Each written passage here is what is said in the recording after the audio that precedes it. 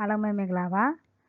ဒီနေ့မှာတော့ chapter 1ရဲ့ types and components of computer system ကိုဆက်လက်ပြီးတော့ပြပြပေးသွားမှာဖြစ်ပါတယ်ဒီနေ့ပြပြသွားမယ့်အကြောင်းအရာလေးကဘာလဲဆိုရင်ပေါ့နော် system software ဆိုတဲ့အကြောင်းအရာလေးကိုဆက်လက်ရှင်းပြပေးသွားမှာဖြစ်ပါတယ်အဲ့တော့ program that allow the hardware to run properly and allow the user to communicate with the compiler အဲ့တော့ system software ဆိုတာလေကျမတို့က program လေးတစ်ပုဒ်ပဲသူကကျမတို့သုံးနေတဲ့ hardware ဆိုတာပေါ့နော်ကွန်ပျူတာကြီး software မတင်ရသေးတဲ့ပေါ့နော် Windows တွေပါတယ်မတင်ရသေးတဲ့ကွန်ပျူတာ hardware ကြီးအဲ့ဒီ hardware ကြီးကိုကျမတို့အဆင့်ပြေနဲ့ run နိုင်အောင်နောက်ပြီးတော့ကျမတို့ compilation လုပ်တဲ့အခါမှာလည်း compiler နဲ့ communicate လုပ်ပြီးတော့ user အသုံးပြုလို့ရအောင်ဆိုပြီးသုံးထားတဲ့ရေးထားတဲ့ program လေးကို system software လို့ခေါ်ပါတယ်အဲ့တော့ example အနေနဲ့ဘာတွေလဲဆိုရင် system software တွေက operating system အဲ့တော့ computer hardware ကြီးကျမတို့ကဝယ်လိုက်ပြီ computer တစ်လုံးဝယ်လိုက်ပြီဆိုရင်အဲ့ computer ကိုသုံးလို့ရအောင်ဘာထည့်ပေးလိုက်ရလဲဆိုရင် OS လို့ခေါ်တဲ့ operating system window ပေါ့နော်အခုသုံးနေတဲ့ window ကြီးအဲ့ window ကြီးကိုထည့်ပေးလိုက်ရပါတယ်အဲ့ထဲမှာနောက်ကွယ်ကနေဘာတွေထပ်ပါမလဲဆိုရင် compiler တွေပါမယ် device driver တွေပါမယ် linkers တွေပါမယ်တခြား utilities ပေါ့နော်တခြားအသုံးပြုတဲ့တခြားအသုံးချ software လေးတွေလည်းပါပါတယ်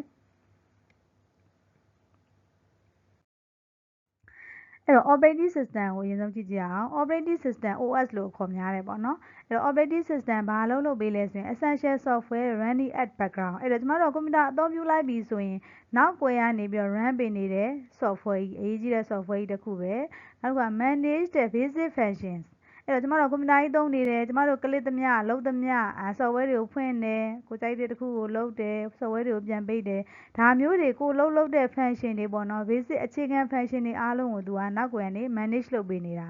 နောက်တစ်ခုက input output operation အဲ့တော့ကျမတို့ကနေမှ input ပေးလိုက်တယ်တစ်ခုခုပေါ့နော်ကျမတို့နှစ်ချက်ကလစ်လိုက်တယ်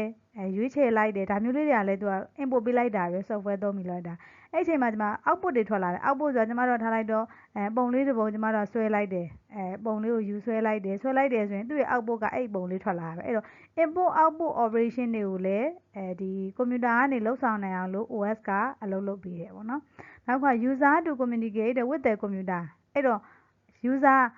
အခုသုံးမဲ့သူကဒီကွန်ပျူတာကြီးကို hardware ကြီးအဲ့ဒါကြီးကိုဘာမှတင်မထားဘူး software ဘိုင်းမှာထည့်မထားဘူးဆိုရင်ကွန်ပျူတာကြီးကိုသုံးလို့မရဘူးအဲ့တော့ဒီကွန်ပျူတာနဲ့ user နဲ့အပြန်အလှန် communicate လုပ်လို့ရအောင်ဆက်သွယ်လို့ရအောင်ဒီ OS ကိုသုံးရတာဖြစ်ပါတယ်နောက်က error handling ပုံမှန်ဆိုရင်ကျမတို့ error handle တာလုပ်မထားဘူးဆိုရင်တစ်ခုဖြစ်လိုက်တာနဲ့ဖွင့်မရတာပြတ်သွားတာဒါမျိုးတွေဖြစ်နိုင်တယ်ပေါ့အဲ့ဒါကို OS ထဲမှာဘာတွေထိန်းချုပ်ထားလဲဆိုရင်ဒီလိုမျိုး error တစ်ခုခုမှားပြီးလုပ်မိခဲ့ရင်ဘာလေးပြပေးပါဆိုတဲ့ပုံစံလေးတွေနောက်ကိုရ error တွေကို handle လုပ်ထားတဲ့ဘိုင်းတွေလည်းပါပါတယ် OS မှာနောက်က run program ကျမတို့ကကိုကြိုက်တဲ့ software တစ်ခုခုနဲ့သို့မဟုတ်ကိုအသုံးပြုခြင်းတဲ့ software လေးတစ်ခုပေါ့နော်application လေးတစ်ခုအဲ့လိုမျိုးရေးထားတဲ့ဟာကိုကျမတို့က run လို့လည်းရတယ်ဒါကိုလည်း OS ကနောက်ကွယ်ကနေ support လုပ်ပေးထားတယ်နောက်တစ်ခုက manage security ပေါ့နော်ကိုကွန်ပျူတာအသုံးပြုလိုက်တဲ့အချိန်မှာ security ဘိုင်းကိုလည်းဒါ manage လုပ်ပေးတယ်ပေါ့နော် security ဆိုတာကိုယ့်ရဲ့လုံခြုံစိတ်ချမှုရှိအောင်ကိုသုံးနေတဲ့ကွန်ပျူတာပေါ့နော်လုံခြုံစိတ်ချမှုရှိအောင် manage လုပ်ပေးတယ်အဲ့တော့ Windows ကြီးတင်လိုက်တယ်ကျမတို့ကွန်ပျူတာတစ်လုံးမှာကိုယ့်နာမည်လေးနဲ့ password လေးနဲ့ခံထားတယ်အဲ့တော့ဒီကွန်ပျူတာကိုစသုံးမယ်ဆိုရင်password လေးရိုက်ထည့်ရတယ်ဒါမျိုးလေးပေါ့နော်security ဘိုင်းကိုလည်းသူက manage လုပ်ပေးနိုင်တယ် OS ကပေါ့နော်နောက်တစ်ခုက compiler ကလည်းသူကပေါ့နော် translate a program နဲ့ written in high level language အဲ့တော့ high level language နဲ့ရေးထားတဲ့ program တစ်ပုဒ်ကိုသူကဘာလုပ်ပေးလဲဆို translate လုပ်ပေးတာဘာဖြစ်နေ translate လုပ်ပေးလဲဆိုရင်ဒီကွန်ပျူတာကြီးကနေမှနားလည်အောင်သိအောင် machine code ဖြစ်နေ translate လုပ်ပေးတယ်အဲ့တော့ကျမတို့ရေးလိုက်တာကတော့ Java နဲ့ C++ နဲ့Visual Basic လို့ခေါ်တဲ့ပေါ့နော် VB နဲ့ဒါပေါ့အခုခေတ်စားနေတဲ့ Python ပေါ့နော်အဲ့တော့ Python ကိုကြိုက်တဲ့ language တစ်ခုနဲ့ရေးလိုက်တဲ့အချိန်မှာကွန်ပျူတာကကျမတို့ရေးလိုက်တဲ့ဟာ statement တွေအဲ့ဒါတွေကိုကွန်ပျူတာဆိုတဲ့စက်ကြီးကနေမှ machine ကနေမှနားလည်အောင်လို့ machine code တွေဖြစ်နေကျမတို့ပြောင်းပေးရတယ်အဲ့လိုပြောင်းတဲ့အချိန်မှာသုံးတဲ့နောက်ကွယ်သုံးတဲ့ဟာလေးကိုဘာလို့ခေါ်လဲဆိုရင် compiler လို့ခေါ်တယ်အဲ့တော့ကျမတို့ကနေမှ language တစ်ခုကိုသုံးပြီးရေးလိုက်တယ်အဲ့ရေးလိုက်တဲ့ sentence တွေအဓိပ္ပာယ်တွေmanipulation တွေပေါ့နော် calculation တွေကိုနားလည်အောင်လို့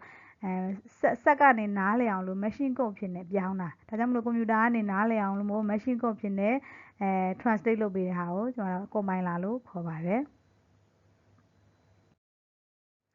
နောက်တစ်ခုကပါလဲဆိုရင် linker ကကြပါလဲ take the one or more object file နဲ့ produced by the compiler and combine them into a single program to be run on a computer အဲ့တော့ခုနက compiler က translate လုပ်ပေးလိုက်တဲ့ထုတ်ပေးလိုက်တဲ့ဟာလေးတွေက file လေးတွေအခွဲလေးတွေအဲ့ဒါလေးတွေကျမတို့ကဒီ CPU ဘက်ကိုပြန်ပို့မယ်processing လုပ်တော့မယ်လို့ပြောတယ်ဆိုရင်သူကဘာအရင်လုပ်လဲဆိုရင် linker ကနေအဲ့ဒါလေးတွေကို single program လေးဖြစ်အောင်ပြန်ပြီးတော့ combine လုပ်ပေးတယ် combine လုပ်ပြီးတော့မှကျမတို့က processing ဆက်လုပ်လို့ရမယ်ပေါ့နော် CPU ကနေဒါကြောင့်မလို့ computer ကနေ run လို့ရအောင်သူကပြန်ပြီးခုနက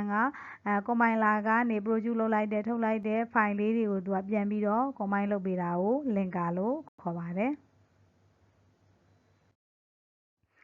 နောက်တစ်ခုကကြပါလဲဆိုရင် device driver အဲ့တော့ computer program that operates or controls a particular type of device that is attached to a computer အဲ့တော့ computer တစ်လုံးနဲ့တခြား external device တစ်ခုခုနဲ့တွဲပြီးသုံးကျင်တယ်ဆိုအဲ့ computer ကဒီ device ကိုကျမတို့ကမသိဘူးဘယ်လိုသုံးရမယ်ဘယ်လိုအလုပ်လုပ်ရမယ်ဆိုတာမသိဘူးအဲ့လိုသိဖို့ဆိုရင်ကျမတို့ကအဲ့ device နဲ့ပတ်သက်တဲ့software လေးရှိတယ်အဲ့ဒီ software လေးကို computer မှာသွားပြီးတော့မလုပ်ပြရတယ်ဆိုသိအောင်လို့သွားပြီးတော့ install လုပ်ပေးရတယ်အဲ့ဒါလေးကိုဘာလို့ခေါ်လဲဆိုရင် device driver လို့ခေါ်တယ်အဲ့တော့ example အနေနဲ့ဆိုကျမတို့ printer တို့ mouse တို့ CD driver တို့mouse ကတော့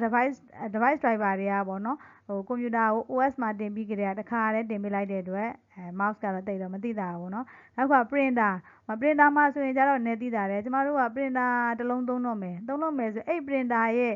printer မှာလည်းဟိုနံပါတ်တွေရှိတယ်ပေါ့နော် model နံပါတ်တွေရှိတယ်အဲ့ model နံပါတ်ရဲ့သုံးလို့ရမယ်ကျမတို့ driver software လေး computer မှာတင်မထားရင်သုံးလို့မရဘူး